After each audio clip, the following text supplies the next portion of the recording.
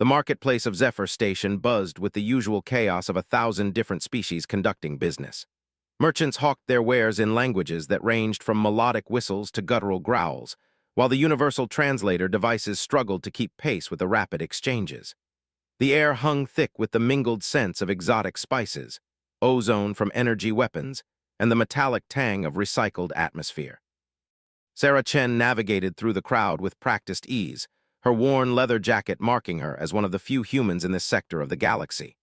The jacket had seen better days, much like everything else she owned, but it served its purpose of keeping her warm in the station's perpetually cold corridors.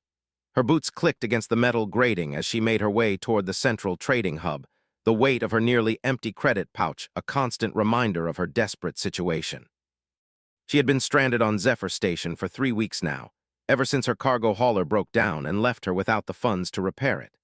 The few odd jobs she had managed to secure barely covered her basic needs, and each passing day brought her closer to the harsh reality of being unable to afford passage off this godforsaken outpost. The station's authorities had made it clear that non-residents who could not pay their way would be ejected into the void, a policy they enforced with cold efficiency. As Sarah rounded a corner near the exotic pet dealers, an unusual commotion caught her attention. A crowd had gathered around one of the larger stalls, their voices rising in what sounded like heated debate.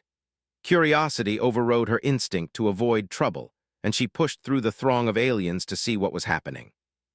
At the center of the disturbance stood a Kelhari merchant, his blue-scaled hide gleaming under the artificial lights. The Kelhari were known throughout the galaxy as shrewd traders, but this one seemed agitated beyond the usual commercial frustrations. His forearms gestured wildly as he spoke in his native tongue to a smaller figure partially hidden behind a containment unit. Sarah's translator crackled to life as it processed the alien speech. "The law is clear," the merchant was saying, his voice carrying the authority of someone used to being obeyed. "Genetic defects cannot be sold. The cubs are marked for destruction, and nothing you say will change that." The smaller figure stepped into view, and Sarah saw it was a young Velani, one of the cat-like species that had recently joined the Galactic Trade Federation. The Velani's fur was a deep amber color, and her large golden eyes were filled with desperation as she clutched a data pad to her chest. "Please, honored trader," the Velani said, her voice barely above a whisper. "These cubs are not defective, they are simply different. The genetic markers you detected are not flaws but adaptations. In our ancient texts, such cubs were considered blessed." The Kelhari merchant's laugh was harsh and dismissive. "Ancient texts mean nothing in modern commerce. The buyers expect perfection, and these specimens fail to meet galactic standards for their species. The neural development patterns are outside acceptable parameters. They will be disposed of according to station regulations." Sarah felt her stomach clench as she understood what was happening. The containment unit behind the merchant held live animals, cubs of some kind, and they were being condemned to death because they did not meet arbitrary commercial standards. She had heard of such practices, but had never witnessed them firsthand. "How many cubs?" Sarah found herself asking, stepping forward before she could think better of it. Both the merchant and the Velani turned to look at her, surprise evident on their faces. Humans were rare in this part of the galaxy, and their reputation for unpredictable behavior preceded them. "This does not concern you, human," the Kelhari said dismissively. "This is a matter of trade law and station regulations." But the Velani had fixed her golden gaze on Sarah with sudden hope. "There are 7 cubs, honored stranger. They are healthy and strong, only their neural patterns are different from what the trade computers recognize as standard." Sarah stepped closer to the containment unit and peered through the transparent aluminum walls. Inside, 7 small creatures huddled together in the artificial warmth. They looked like a cross between earth cats and small bears, with thick fur that shifted colors from silver to deep blue in the changing light. Their eyes, large and intelligent, seemed to track her movements with an awareness that was distinctly non-anim. "What makes them different?" Sarah asked, unable to look away from those knowing eyes. The Velani's ears perked forward with excitement. "Their neural complexity is higher than normal for our species. The computers classify this as a defect because it does not match the standard patterns in the trade databases. But in our old stories, such cubs were said to possess what you might call psychic abilities. They were the companions of our greatest leaders and scholars."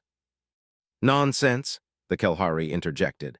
Psychic abilities are not recognized by galactic trade standards. Without proper classification, these animals cannot be sold legally. They must be destroyed to prevent the spread of unregulated genetics. Sarah looked around the crowd that had gathered. Most of the onlookers seemed indifferent to the fate of the cubs, viewing it as just another business transaction. A few appeared uncomfortable, but made no move to intervene. The cold efficiency of galactic commerce was about to claim 7 innocent lives, and no one seemed to care. "How much?" Sarah asked quietly. "Excuse me." The Kalahari's head tilted in confusion. "How much would it cost to buy them, all 7 cubs?" The merchant's eyes narrowed as he studied Sarah more carefully. "Human, these animals are marked for destruction. They cannot be sold." "But if they could be sold, hypothetically, what would the price be?" The Velani stepped closer to Sarah, her voice urgent. "The standard price for Velani cubs of this age would be 5,000 credits each. But please, you do not understand. The station authorities will destroy them within the hour. There is no time for complicated negotiations." Sarah's heart sank. 35,000 credits was far more than she possessed. Her entire net worth amounted to less than 300 credits, barely enough to buy food for another few days. But as she looked at those intelligent eyes watching her from within their prison, she felt something stir inside her that had nothing to do with rational calculation. "What if I could get them reclassified?" she asked, the beginning of an idea forming in her mind. The Kalahari's laugh was bitter. "Reclassification requires approval from the Genetic Standards Board. The process takes months and costs more than the cubs are worth. Besides, the station regulations are clear. Unmarketable genetic variants must be eliminated to prevent contamination of the breeding stock." "Unless they are classified as something other than breeding stock," Sarah said, her voice growing more confident as the plan took shape. "What if they were classified as sentient beings rather than animals?" The crowd fell silent at her words. Even in a galaxy filled with hundreds of intelligent species, the classification of sentience was a serious matter with profound legal implications. The Kalahari's expression shifted from dismissive to alarmed. "Human, you cannot be serious. The legal requirements for sentience classification are extremely stringent. You would need to prove cognitive abilities that these cubs clearly do not possess." But the Velani's eyes had begun to shine with hope. "In our legends, the blessed cubs could communicate through thought alone. They understood complex concepts and could solve problems that challenged even adult Velani. If these cubs truly carry that genetic heritage, then they might be able to demonstrate sentience," Sarah finished. She turned back to the merchant. "I want to request a formal evaluation. As a citizen of the Terran Federation, I have the right to petition for sentience testing of any creature I believe may possess cognitive abilities beyond standard animal intelligence." The Kalahari's 4 arms crossed in a gesture of frustration. "The paperwork alone would take days to process. These cubs will be destroyed in less than an hour." "Not if I purchase them first," Sarah said, her hand moving to her credit pouch. "I may not have enough to buy them as breeding stock, but I can certainly afford the disposal fee." The merchant's eyes widened in understanding. "You want to buy them for destruction, but that makes no sense." "It makes perfect sense if I'm buying them to prevent their destruction. Once I own them, I can request the sentience evaluation. If they pass, they become citizens rather than property. If they fail, then I'll abide by whatever decision the authorities make." The crowd began murmuring among themselves, some expressing admiration for Sarah's clever legal maneuvering, while others questioned her sanity. The Kalahari merchant looked uncertain for the first time since the conversation began. "The disposal fee for 7 cubs would be 50 credits, he said slowly, clearly trying to find a flaw in Sarah's logic. Sarah felt her heart racing as she realized she was about to spend nearly a sixth of her remaining money on what might be a futile gesture. But the eyes of the cubs seemed to bore into her soul, and she found herself nodding. "I'll take them." The transaction took place with surprising speed once the merchant realized he could avoid the paperwork and potential complications of destroying the cubs himself. Sarah transferred the credits from her dwindling account and received a temporary ownership certificate for 7 genetic variant Velani cubs pending disposal. As the containment unit was transferred to her custody, Sarah caught the Velani female staring at her with an expression of amazement. "I cannot believe you did that." the young alien said softly. You spent your money to save creatures you have never seen before. Why would you do such a thing? Sarah looked down at the cubs, who had pressed themselves against the transparent walls of their container and seemed to be studying her with intense curiosity. Because someone had to, she said simply. And sometimes doing the right thing is more important than doing the smart thing. But even as she spoke the words, Sarah was acutely aware of the magnitude of what she had just undertaken. She now owned 7 alien creatures that she had no idea how to care for, had no place to house, and no resources to feed. She had perhaps 6 hours before the station authorities would demand proof of her sentience claims or require her to surrender the cubs for destruction. And she was now down to less than 250 credits, with no immediate prospects for earning more. The Vellani stepped closer, her golden eyes reflecting the same determination Sarah felt building inside herself. My name is Kira Moonwhisper, she said formally, and I believe you may have just saved something more precious than you realize, these cubs. There is something special about them. I can feel it. As if responding to her words, one of the cubs placed a tiny paw against the wall of the container and seemed to look directly into Sarah's eyes. For a moment, she could have sworn she felt something brush against her thoughts, a gentle presence that spoke without words. Then the moment passed, leaving Sarah wondering if she had imagined it all. But as she looked around at the dispersing crowd and the normal bustle of station life resuming, she realized that her real challenge was just beginning. She had bought these cubs time, but now she had to prove they deserved it. The next few hours would determine whether her impulsive act of compassion would save 7 lives or simply delay the inevitable. And with her resources stretched to the breaking point, Sarah knew she was gambling with her own survival as well as theirs. But as she carefully lifted the containment unit and began making her way toward the station's administrative offices, she felt a strange sense of purpose that had been missing from her life for far too long. Sometimes the most important battles were fought not for glory or profit, but simply because they were right. And sometimes the smallest acts of kindness could change the course of history itself. The administrative section of Zephyr Station was a maze of sterile corridors and bureaucratic offices that seemed designed to discourage visitors. Sarah carried the containment unit through endless hallways, following signs that led to the Department of Xenobiological Classification. Her arms ached from the weight, but she dared not set the cubs down for fear that some regulation might be invoked to separate her from them. Kira had insisted on accompanying her, despite Sarah's protests that the Vellani might face trouble for associating with someone challenging station policy. The young alien walked beside her with quiet determination, occasionally offering directions when Sarah became confused by the labyrinthine layout. The classification office is just ahead, Kira said softly. But you should know that the director is a Thoraxian. Their species values efficiency and order above all else. They do not appreciate requests that complicate their procedures. Sarah nodded grimly. She had dealt with Thoraxians before during her cargo hauling days. The insectoid species was renowned for their rigid adherence to rules and their complete lack of patience for what they considered frivolous interruptions to proper protocol. The office door slid open to reveal a sparse room dominated by a large desk behind which sat one of the largest Thoraxians Sarah had ever seen. Director Hackvorth's chitinous exoskeleton gleamed black under the harsh fluorescent lights, and his multifaceted eyes fixed on Sarah and Kira with unmistakable annoyance. What is the nature of your request? The director asked without preamble, his translator converting his clicking speech into mechanical-sounding standard galactic. Sarah set the containment unit on the floor and straightened her shoulders. I am requesting a formal evaluation for sentience classification of 7 Vellani cubs currently in my possession. Director Hackvorth's antennae twitched in what Sarah recognized as the Thoraxian equivalent of a derisive snort. Sentience evaluation for common pet species. On what grounds do you make this frivolous request? On the grounds that these cubs display neural patterns significantly different from standard Vellani genetics, and that these patterns may indicate cognitive abilities beyond normal animal intelligence, Sarah replied, trying to keep her voice steady. The director's eyes shifted to examine the containment unit, and Sarah saw his expression change subtly when he noticed the cubs inside. These are the specimens marked for destruction by Merchant Velkorth. You have purchased them.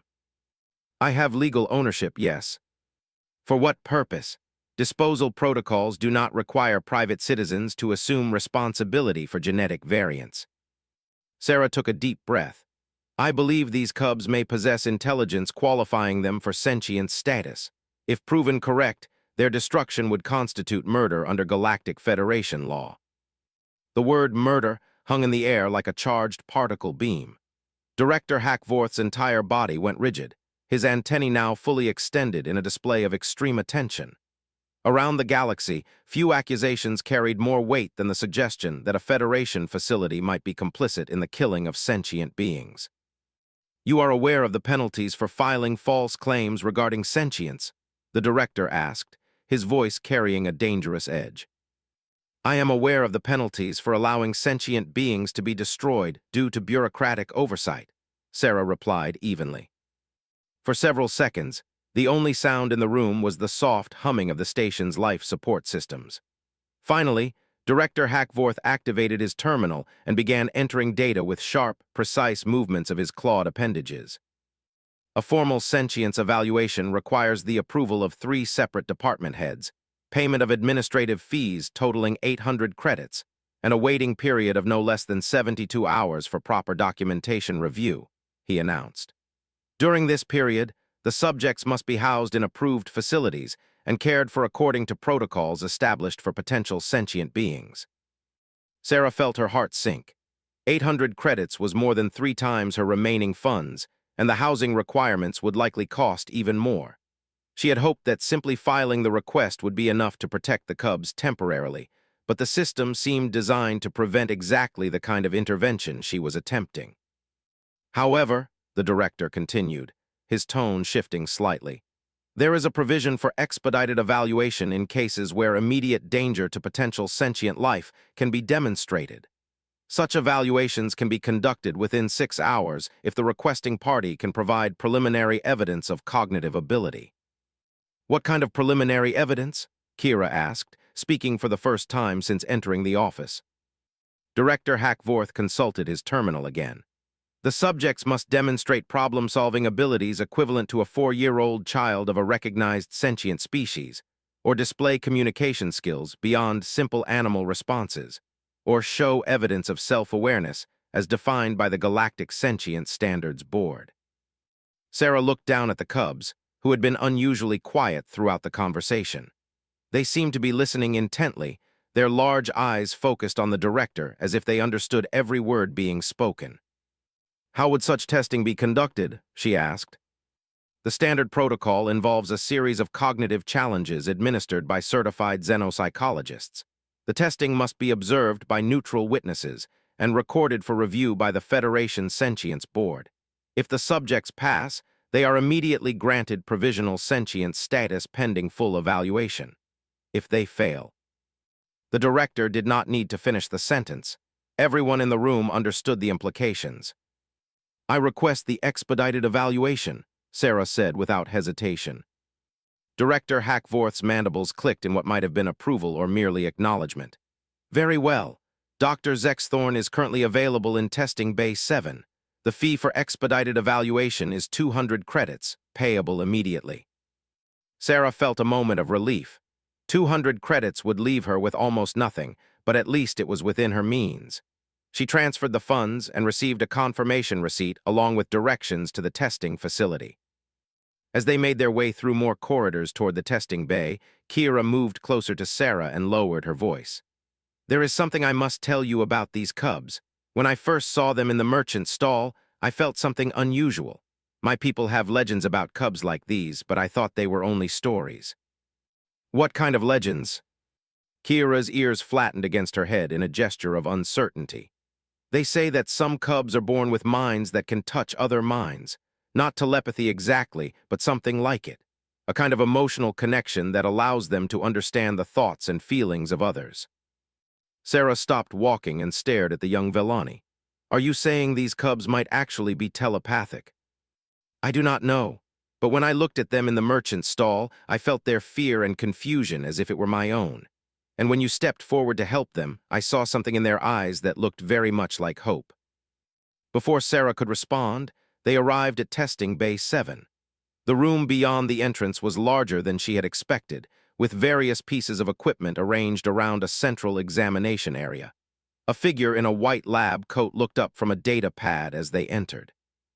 Dr. Zexthorn was a member of a species Sarah did not recognize, tall and elegant with pale blue skin and large, dark eyes that seemed to hold ancient wisdom.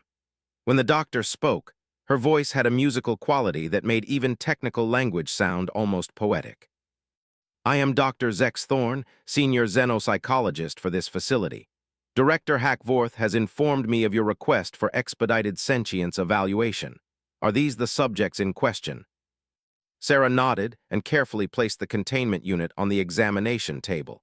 7 Velani cubs with unusual neural patterns. Dr. Zexthorn approached the container and studied its contents with professional interest. Interesting. Their brain activity readings are indeed outside normal parameters for this species. May I ask what led you to believe they might possess sentience? As Sarah explained the circumstances of her encounter with the cubs, Dr. Zexthorn made notes on her data pad and occasionally asked clarifying questions. The doctor's manner was kind but thorough, and Sarah found herself feeling more hopeful than she had since this ordeal began. Very well, Dr. Zexthorn said finally. Let us begin with some basic tests. I will need to remove the cubs from their container to properly evaluate their responses. The doctor activated the containment unit's opening mechanism, and the transparent walls retracted with a soft hiss. For a moment, the cubs remained huddled together, uncertain about this new development. Then, slowly, they began to explore their expanded environment. Dr. Zexthorn placed several objects on the examination table: a simple puzzle box, a set of colored blocks, a mirror, and a device that projected holographic images. These tests are designed to evaluate problem-solving ability, pattern recognition, self-awareness, and response to complex stimuli. What happened next surprised everyone in the room. Instead of approaching the objects individually, all 7 cubs moved together as a coordinated group.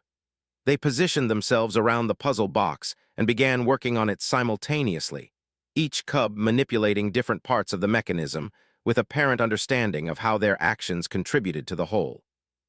Remarkable, Dr. Zexthorn murmured, recording everything with her equipment. This level of cooperation suggests not only individual intelligence but also group consciousness. They are working together as a collective mind. The puzzle box opened with a soft chime, revealing a small treat inside. But instead of fighting over the reward, the cubs seemed to communicate silently among themselves before the smallest one stepped forward to retrieve it, and then shared it equally with the others. Dr. Zexthorn moved on to the next test, placing the colored blocks in a complex pattern and then scrambling them. Let us see if they can reproduce the original arrangement. Once again, the cubs worked together, but this time their behavior was even more extraordinary. They not only recreated the pattern perfectly, but also created several variations that were aesthetically pleasing and mathematically balanced. It was as if they were not merely solving the puzzle but improving upon it. Dr. Kira said softly, "May I try something?" Dr. Zexthorn nodded, and Kira knelt down near the examination table. She began speaking to the cubs in what Sarah assumed was the traditional Velani language, a series of soft chirps and trills that the universal translator could not process. The cubs' response was immediate and dramatic. They gathered around Kira, their eyes bright with interest, and began making similar sounds in return. But more than that, Sarah could see tears beginning to form in Kira's golden eyes. "What are they saying?" Sarah asked. Kira's voice was barely above a whisper when she answered. "They are telling me about their dreams, about the deep, dark place they were kept before the bright place with many voices. They remember their mother's songs, and they are asking when they can go home." Dr. Zexthorn had gone completely still, her data pad forgotten in her hands. "You are saying they are communicating in full language, not just simple responses, but complex concepts including abstract ideas like dreams and memories." "Yes, and more than that. They are asking about the tall woman with kind eyes who saved them from the final darkness. They want to know if she will be their new pack leader." Sarah felt something stir in her chest, a warmth that had nothing to do with the station's climate control. "They remember what happened in the marketplace." One of the cubs, slightly larger than the others, approached the edge of the table where Sarah stood. It looked directly into her eyes, and for a moment she felt that same gentle presence she had sensed earlier. But this time it was stronger, clearer, and unmistakably intelligent. The cub made a soft sound, and Kira translated with wonder in her voice. He says his name is Star-Touched by Dreams, and he speaks for his pack siblings. They want to know if you will teach them about the wide world beyond the metal walls. Dr. Zexthorn slowly lowered her data pad and looked around the room with an expression of awe. In 30 years of xenopsychological research, I have never witnessed anything like this. These beings are not just sentient. They may represent an entirely new form of collective consciousness. She activated her communication device and spoke rapidly to someone on the other end. Director Hackvorth, this is Dr. Zex Thorne. I need you to come to Testing Bay 7 immediately and contact the Federation Sentience Board. We have a situation here that requires their immediate attention. As they waited for the director to arrive, the cubs continued to explore their environment with curious enthusiasm. They examined the holographic projector with particular interest, quickly figuring out how to manipulate the controls to create their own images. The pictures they produced were not random patterns but coherent scenes. A green world under golden skis, Velani adults teaching cubs to hunt, and a strange image that looked remarkably like Sarah herself standing among stars. How is this possible? Sarah asked Dr. Zexthorn. How could cubs this young develop such advanced abilities? The doctor shook her head slowly. Evolution rarely follows predictable patterns. It is possible that the Velani species is undergoing a significant genetic shift, developing abilities that previous generations did not possess. These cubs may be the first representatives of what their people could become. Director Hackvorth arrived with a small entourage of station officials, all of whom stopped short when they witnessed the cubs' performance. The Thoraxian's usually rigid demeanor seemed to soften as he watched the young beings work together to solve increasingly complex puzzles. This is unprecedented, he said finally. I must contact the Federation Council immediately. If these beings are indeed sentient, then the implications for interspecies relations could be enormous.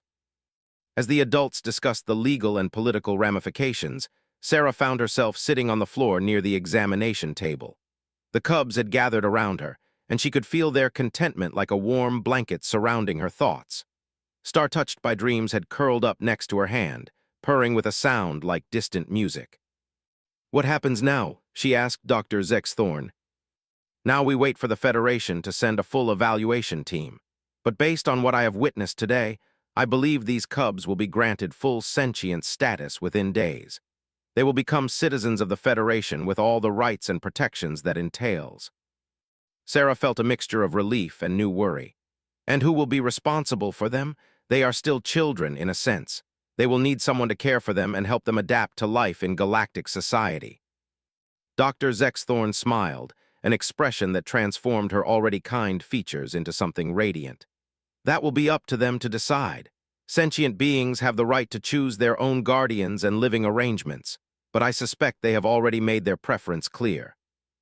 As if to confirm the doctor's words, all 7 cubs pressed closer to Sarah, their mental presence filling her awareness with feelings of trust, affection, and something that could only be described as family love.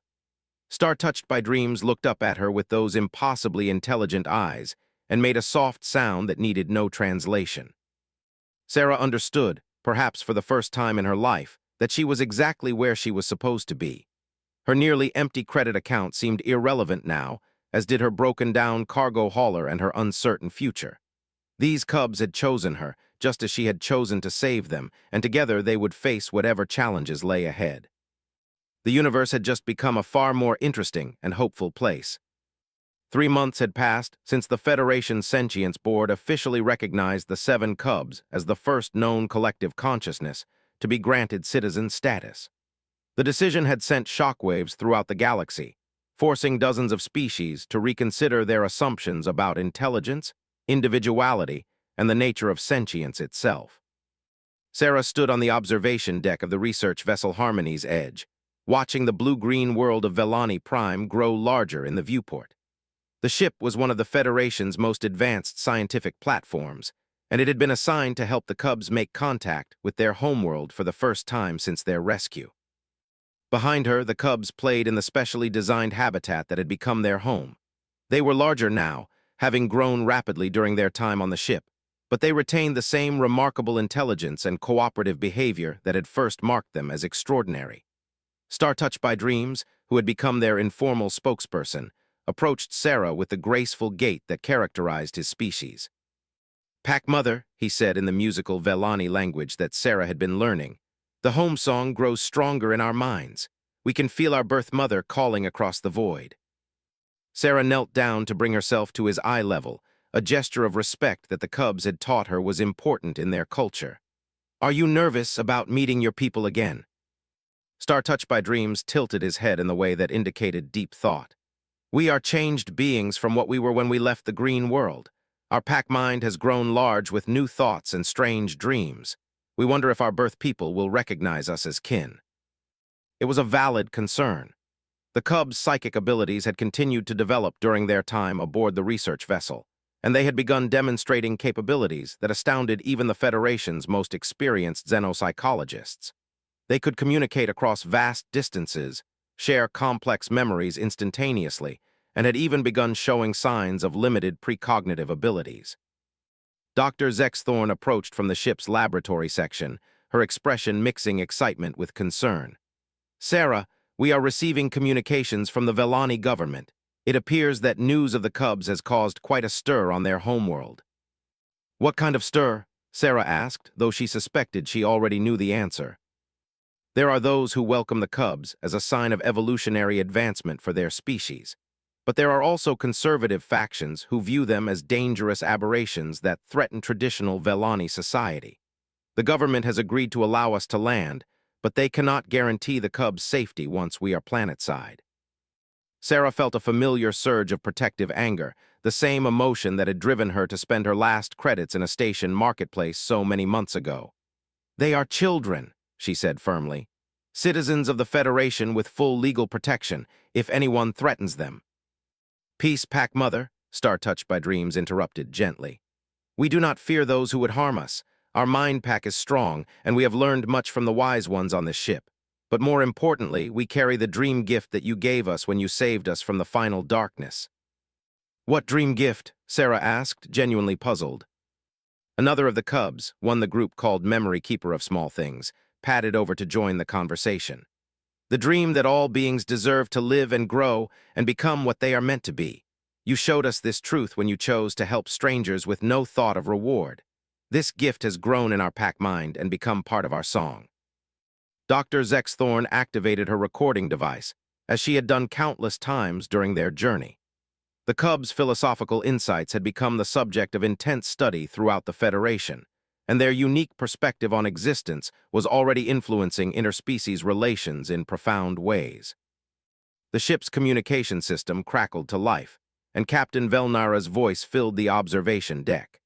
Captain Velnara was herself a Velani, though of a much more conventional type than the Cubs, and she had volunteered to command this mission specifically because of her personal interest in her species' potential evolution. "All hands, we are beginning our final approach to Velani Prime. Representatives from the planetary government will be meeting us at the capital spaceport, along with delegations from several different cultural factions. I want everyone to remember that this mission has significance far beyond scientific curiosity. What happens here today may determine the future relationship between the Velani people and the broader galactic community." Sarah felt the familiar flutter of nerves that had become common during high-stakes situations. Over the past 3 months, she had found herself thrust into a role she never could have imagined. The guardian and advocate for 7 beings who might represent the next stage of evolution for an entire species. The responsibility was overwhelming, but the Cubs' unwavering trust in her had given her strength she never knew she possessed. As the ship entered the planet's atmosphere, Sarah gathered the Cubs around her for what had become their traditional pre-landing meeting. They arranged themselves in a perfect circle, their collective consciousness allowing them to coordinate their movements with an elegance that never ceased to amaze her. "Today we meet your birth people," she began, using the formal language structure that the Cubs preferred for important discussions. "What do you hope to accomplish?" Touched by Dreams spoke for the group, as had become their custom. "We hope to plant the seeds of the dream gift among our people, to show them that difference is not something to be feared, but something to be celebrated. and to prove that the old stories of our ancestors may hold truths that the modern world has forgotten. And if they reject you, then we will return to the ship home and continue to grow in the company of those who accept us as we are. But we do not believe they will reject us entirely. Our pack mind has touched the dreams of some who dwell on the green world, and we have felt welcome there.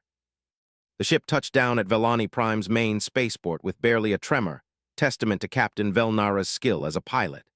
Through the viewports, Sarah could see crowds of Velani gathered behind security barriers, their colorful fur and expressive ears creating a sea of nervous energy.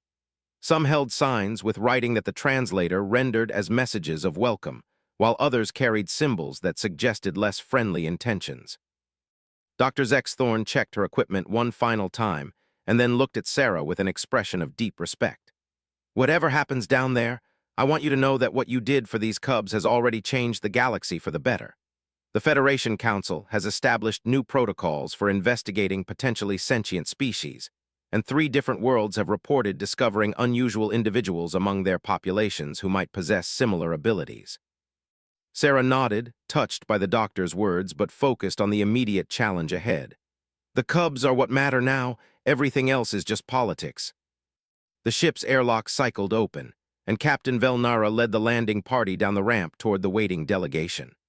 Sarah walked beside the cubs, who had arranged themselves in their characteristic formation with Star-Touched by Dreams at the front, and the others flanking them in a pattern that somehow managed to look both ceremonial and practical. The Velani delegation was led by an elderly female whose fur had faded to a distinguished silver-white. Her ceremonial robes marked her as someone of high status, and her bearing suggested both authority and wisdom.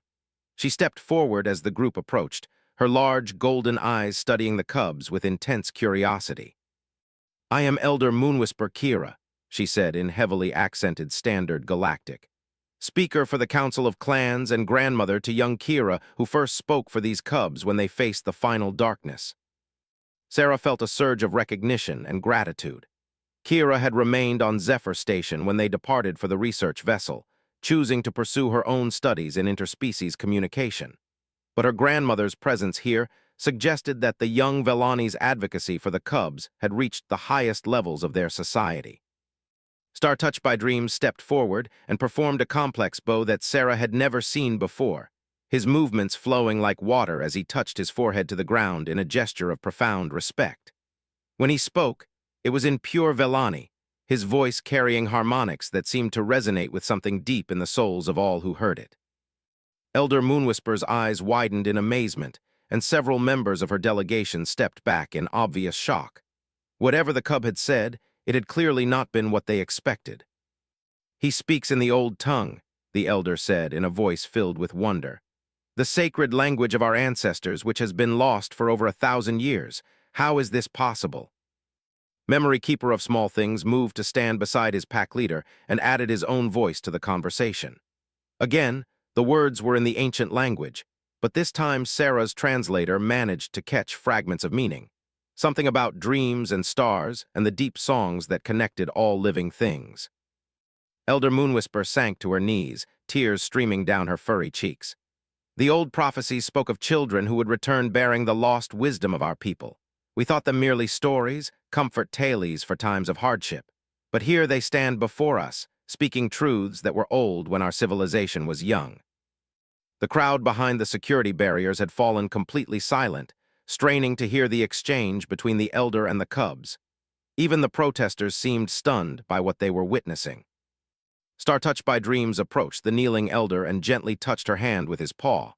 When he spoke again, it was in Standard Galactic, his words clearly intended for everyone present to understand. "Honored grandmother of our friend sister, we are but small cubs who have been blessed with the gift of memory that flows between minds. We do not claim to be more than we are, nor do we ask our people to change their ways to accommodate us. We ask only for the chance to share what we have learned and to discover together what our species might become." Elder Moonwhisper rose slowly, her dignity returning as she processed the cub's words. "You speak with wisdom far beyond your years, young one. But there are those among our people who fear change, who believe that such abilities as yours threaten the natural order of our world." As if summoned by her words, a group of Velani emerged from the crowd, their darker robes and stern expressions marking them as representatives of the conservative faction. Their leader, a middle-aged male with scarred ears that spoke of past conflicts, approached with obvious hostility. "These creatures are abominations," he declared loudly enough for the entire gathering to hear. "They have been corrupted by alien influences and no longer deserve to be called Velani. They should be isolated and studied, not welcomed as returning heroes." The cubs' response to this aggression was remarkable in its restraint. Instead of reacting with fear or anger, they simply moved closer together and began to emit a soft, harmonic sound that seemed to resonate through the very air around them. The effect on the hostile delegation was immediate and profound. Their aggressive postures softened, and several actually stepped back with expressions of confusion and wonder. "This is what we offer our people," Star Touched by Dreams said gently. "Not force or coercion, but harmony, the ability to understand one another's hearts and to work together toward common goals. We are not threats to be contained, but gifts to be shared." Sarah watched in amazement as the tension in the crowd began to dissipate. The cubs' psychic abilities were not being used as weapons or tools of domination, but as instruments of peace and understanding. They were demonstrating, in the most practical way possible, that their differences could benefit everyone. Dr. Zex Thorne stepped forward and activated a portable recording device. "With your permission, I would like to document this historic first contact between enhanced Velani and their homeworld population. What we are witnessing here may represent a new chapter in the evolution of interspecies understanding throughout the galaxy." Elder Moonwhisper nodded solemnly. "Let it be recorded that on this day, the children of prophecy returned to us, bringing gifts of wisdom and peace. And let it also be recorded that they were guided here by a human whose courage and compassion proved that the bonds between species can transcend all other considerations." Sarah felt tears forming in her own eyes as she understood the magnitude of what was happening. The cubs she had saved with her last few credits had become ambassadors not just for their own species, but for the principle that all sentient life deserved protection and respect. Star Touched by Dreams padded over to her and looked up with those impossibly intelligent eyes. "Pack Mother, our journey together is far from over. There are many worlds in the Great Dark that need to hear the dream gift. Will you continue to walk the star paths with us?" Sarah knelt down and gently stroked the cub's soft fur, feeling the warmth of the Pac-Mind's affection surrounding her like a protective embrace. "For as long as you'll have me," she said softly. "For as long as the galaxy needs reminding that sometimes the smallest acts of kindness can change everything." As the crowds began to disperse and the formal ceremonies commenced, Sarah reflected on the incredible journey that had brought them all to this moment. A broken-down cargo hauler, a few dozen credits, and a split-second decision to help some cubs in trouble had somehow led to first contact between evolutionary variants of an entire species. But perhaps most importantly, it had led to the realization that the universe was far more full of wonder and possibility than any of them had dared to imagine. The cubs had been marked for destruction because they were different, but their differences had turned out to be exactly what the galaxy needed. And somewhere in the vast network of Federation worlds, other unusual beings were beginning to emerge from hiding, inspired by the story of 7 cubs and the human who refused to let them die. The age of genetic diversity was beginning, and with it, a new chapter in the ongoing story of what it meant to be alive among the stars. The cubs' harmonic song continued to drift across the spaceport, carrying with it a message of hope that would soon spread to every corner of known space. That difference was not something to be feared, but something to be celebrated, nurtured, and protected. And that sometimes the most important revolutions began with nothing more than one person deciding to do the right thing, regardless of the cost. Sarah smiled as she listened to their song, knowing that her life had been forever changed by 7 small beings who had taught her the true meaning of family, courage, and the boundless potential that existed when different minds came together in harmony. The universe had become a larger, more wonderful place, and she had been privileged to play a part in making it so.